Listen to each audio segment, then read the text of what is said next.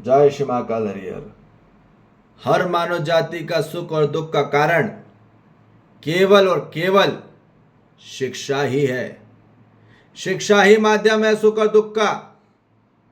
आज पूरी मानव जाति को जो भी समस्या पे समस्या हुई जा रही है, उसका केवल और केवल कारण शिक्षा ही है। आज मानव जाति कौन सी शिक्षा प्राप्त हुई है आज तक? वो हुई है आदर्शवाद और भौतिकवाद। हर मानव जाति को कौन सी शिक्षा चाहिए?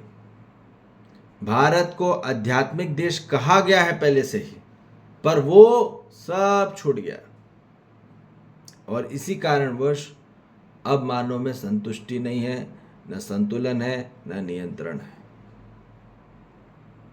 इसलिए अब ध्यान से सुनिए, यदि मानव अपने जीवन में सुख चाहता है, शांति चाहता है, संतोष चाहता है, आनंद चाहता है, तो ये बात निश्चित है कि सिर्फ और सिर्फ उसको जो ये प्राप्त होगा, और यही धर्म है। सुख, शांति, संतोष, आनंद ही धर्म है, और वो प्राप्त होगा सिर्फ और सिर्फ आध्यात्मिक शिक्षा में ही। आध्यात्मिक शिक्षा में ही मानव मानवीयता पूर्ण जीवन को प्राप्त होगा। जब तक वो मानव नहीं बन पाएगा संपूर्ण में, मानवीयता आचरण नहीं आ पाएगा संपूर्ण में, तब तक उसका जीवन सफल नहीं हो सकता और संपूर्ण नहीं हो सकता, संपन्न नहीं हो सकता। और वो होगा केवल और केवल नित्य ज्ञान में ही। आध्यात्मिक शिक्षा में ही नित्य ज्ञान है,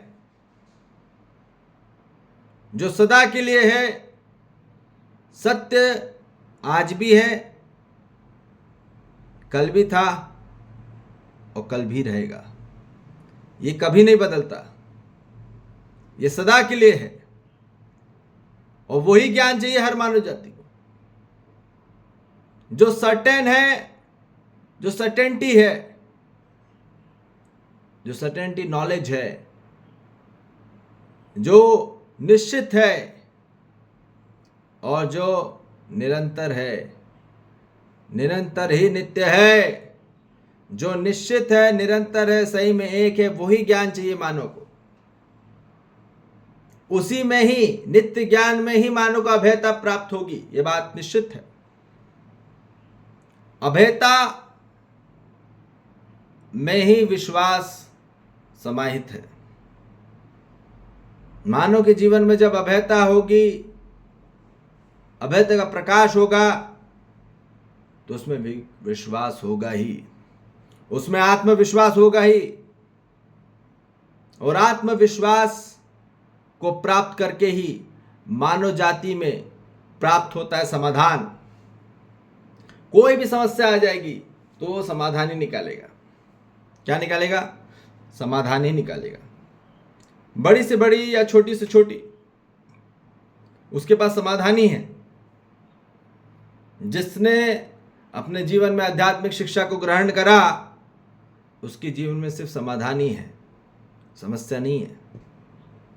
अब समाधान जिनके जीवन में रहता है, वो हमेशा सुखी ही रहता है और सुखी ही होगा, निश्चित होगा और निरंतर होगा। जहां निश्चित और निरंतर तो सुखी रहेगा, तभी वो शांति आ पाएगी जीवन में। और जब निश्चित निरंतरता शांति आएगी, तभी संतोष आएगा उसके जीवन में। और जब निश्चित निरंतरता संतोष रहेगा, तभी जाके उसके जीवन में आनंद आएगा। ऐसे बोल देने से नहीं आता आनंद। तो हमको ये समझ में आ जाए कि पूर्ण मानव जाति समाधानित होके ही वो सुखी होती है। उसके पास समाधान रहता है तो वो सुखी रहता है। कोई भी समस्या आ जाएगी, उसके लिए समाधान है उसके पास आंतरिक में, तो सुखी रहेगा वो, कितना भी हो जाए। क्योंकि उसने क्या की खोज करी? समाधान की खोज करी, सत्य की खोज करी। तो उसके जीवन में समाधान ही है। कितनी बड़ी से बड़ी समस्या आ जाए, तो वहां जहां व्यक्ति सुखी है, तो वहां स्वास्थ्य भी है। सुखी होके ही स्वस्थ रहता है व्यक्ति, इतना बात ध्यान रख लीजिए। परमानेंट आध्यात्मिक शिक्षा में ही मानव स्वस्थ होगा परमानेंट, ये बात समझ लीजिए। आदर्शवाद शिक्षा नहीं बोल रहे हैं, भौतिक शिक्षा नहीं बोल रहे हैं। इसी में स्वस्थ होगा, स्वस्थ होके ही उनके जीवन में वो असली मर्द होगा और मर्दानी होगी। तब जाके रियल आंतरिक स्वरूप से वो मर्द होगा और वो मर्दानी होगी, और तब जाके उसमें स्वतंत्रता होगी। जहां मर्द होगा तभी तो स्वतंत्रता है, जहां मर्द ही नहीं, मर्दानी नहीं, काहे की स्वतंत्रता, दम ही नहीं है।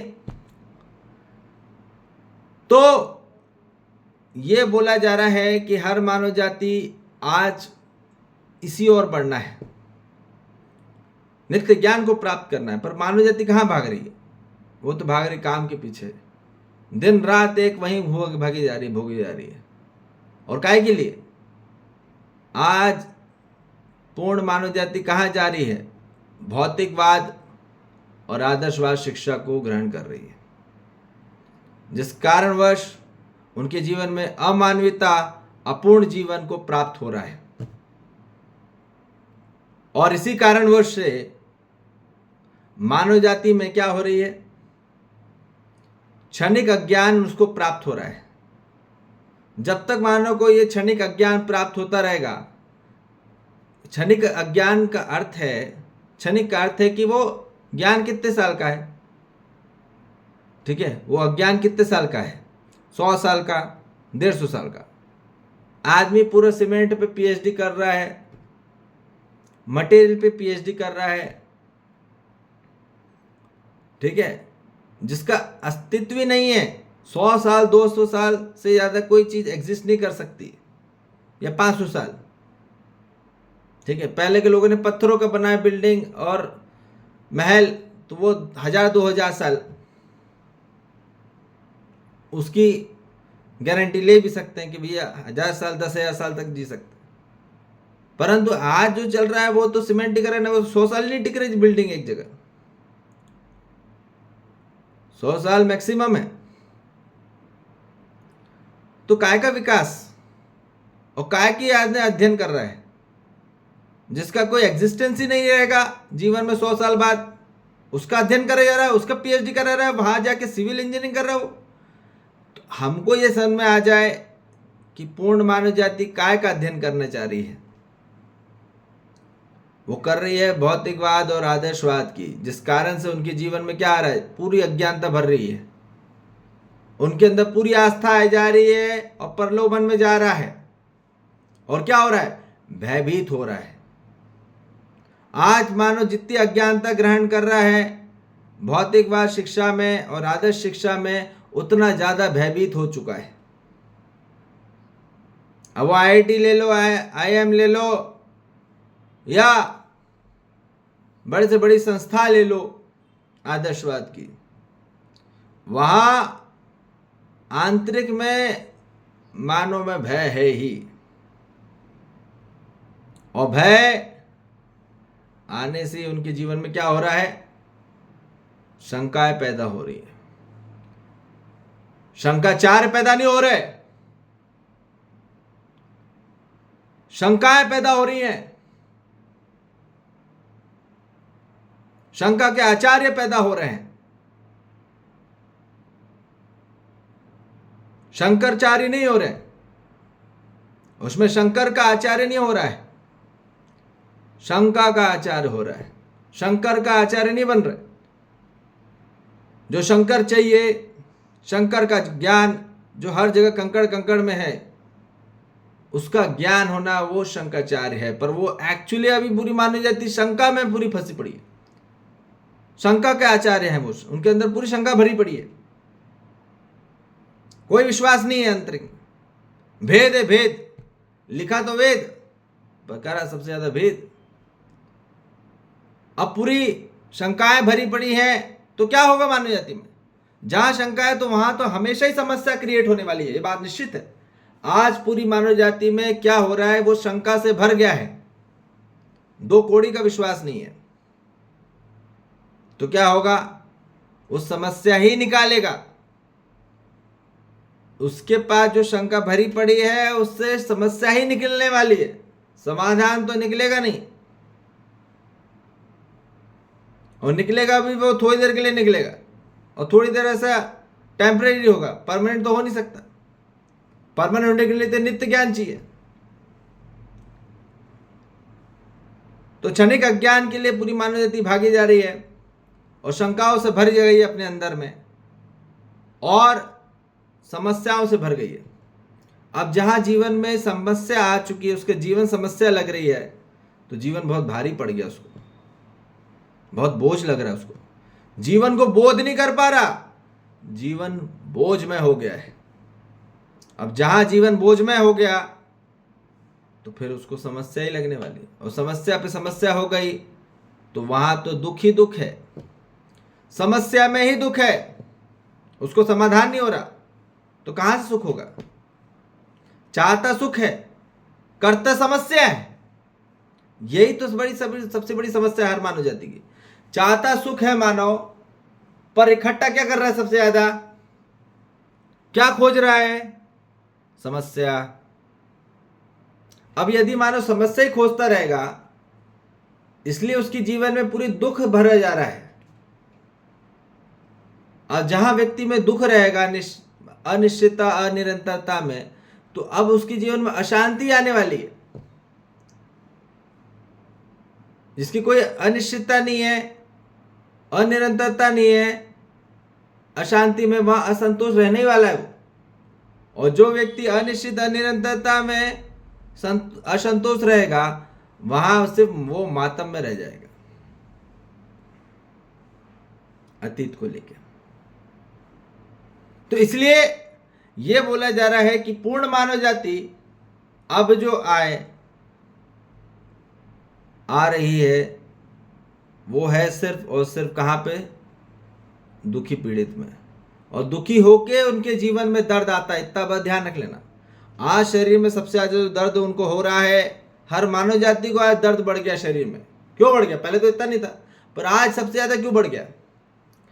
क्योंकि वो सबसे ज्यादा आंतरिक में दुखी हो रहे हैं, उनके आंतरिक में घृणा हो रही है, उनके आंतरिक में तुलना हो रही है, उनके आंतरिक में विरोध हो रहा है। सबसे ज्यादा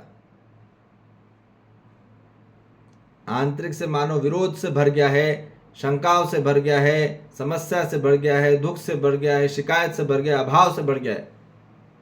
तो क्या है उनके जीवन में? अब तो दुखी दुख है, और जहां दुख है वहां दर्द ही दर्द होना है, और जहां दर्द है वहां काय का मर्द।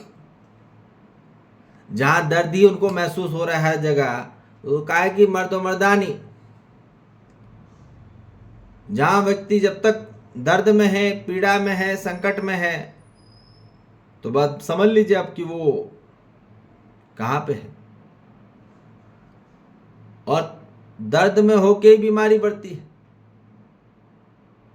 दुखी होके ही आदमी, हम बोल रहे हैं कि बीमार पड़ता है और कमजोर होता है, और बीमार और कमजोर होके उसको जीवन में दर्द आने लग जाता है। यह है पूरी चीज कि व्यक्ति दुखी होके सबसे ज्यादा आज बीमार पड़ रहे हैं और कमजोर हो रहे हैं, और उसी कारणवश उनको दर्द बढ़ गया जीवन में। और दर्द बढ़ने से फिर क्या हो गया? वो परतंत्रता में आ गए, वो परतंत्र हो गए, गुलामी में हो गए, और यही हो रहा है मानव। तो इसलिए यहां बोला जा रहा है कि अब यदि मानव अपने आप में जीवन में चाहता तो सुख है, पर कर रहा दुख का कार्यक्रम। चाहता सुख का कार्यक्रम है, पर हो जाता है दुखी, क्योंकि दृष्टि गड़बड़ है। दृष्टि ही नहीं बदली अभी तक पूरी मानव जाति की, दिशा ही नहीं बदली, और कला ही नहीं सीखा, जीवन जीने की कला नहीं सीख पाया। तो अब क्या होगा पूर्ण मानव जाति का? इसलिए हर मानव जाति को सबसे पहले अपने सही दिशा में आना है। सही दिशा है आध्यात्मिक शिक्षा में, सही दिशा है जागृत अवस्था में, सही दिशा है असली सत्संग में। पर पूर्ण मानव जाति कहां जा रही? गलत संग में जा रही है, गलत अवस्था में पहुंच रही है और वो भ्रमित अवस्था में रह जा रही है। तो इसलिए अब हर मानव जाति को यदि अपने आप में जीवन में सुख चाहता है, शांति चाहता है, संतोष चाहता है, आनंद चाहता है, तो सिर्फ और सिर्फ उसको आना होगा असली सत्संग में। वही आध्यात्मिक शिक्षा है। वही जागृत अवस्था में आना होगा, जागृति के कार्यक्रम में आना होगा, चेतना जागृति के कार्यक्रम में प्रयोजन में होना होगा। और यही चाहिए हर मानव जाति को। अपने जीवन काल में सुखी होना है, स्वतंत्र होना है, समर्थ होना है, सार्थक होना है। और वो होगा सिर्फ और सिर्फ आध्यात्मिक संस्कार से, आध्यात्मिक सभ्यता से, आध्यात्मिक विधि से और आध्यात्मिक व्यवस्था से ही हर मानव जाति में कल्याण होगा। और यही मानव जाति का उपकार का कार्यक्रम है। यही हर मानव जाति को एक दूसरे के प्रति परंपरा में निभाना है। परंपरा इसी की होती है, संस्कार की होती, सभ्यता की होती, विधि की होती, व्यवस्था की होती है। और वो होगी आध्यात्मिकता में ही, और वो होगी मानवीयतापूर्ण जीवन में ही। तभी परंपरा संपूर्ण होगी, तब जाके मानव जीवन सर्वसुलभ सफल होगा। ठीक है जी। और धरती स्वर्ग होगी और मानव देवता होंगे। ठीक है जी।